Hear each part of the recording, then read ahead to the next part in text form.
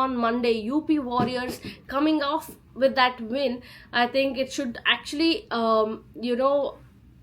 motivate the rest of the team to come back and perform, because Chanel Henry's performance was magical.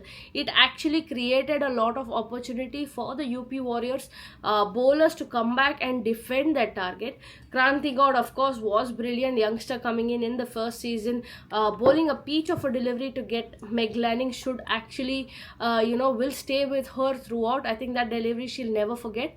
And the Grace Harris magic in the end to pick up that hat trick. I think UP bowlers love picking up hat trick against Delhi Capitals, and it has happened second time in 2 seasons now. Of course, Deepthi, who picked it up in the last season, and Grace Harris doing it now. But talking about magic, it doesn't happen every day, right? Every day is not Sunday. So Chanel Henry has done something which you will not expect, because at one point we thought UP are down and out, and she came up with that magical performance.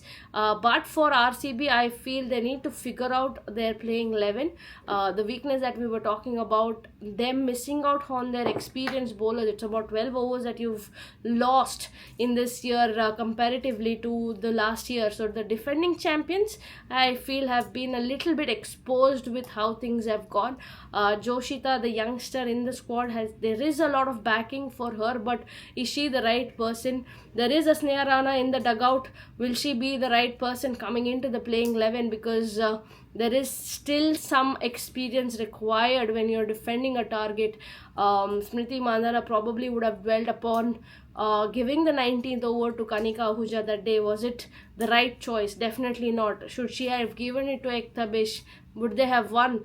That is another story altogether. So there is a lot of questions that Smriti needs to answer. But the good thing is that when they went for 200 runs, they came back with a much better performance, much planned and executed performance in the second game. So hopefully, since this has happened straight up early in the season, it is something for them to learn quickly and come back. You can't keep repeating the mistakes. But on the other hand, UP needs to figure out their batting lineup.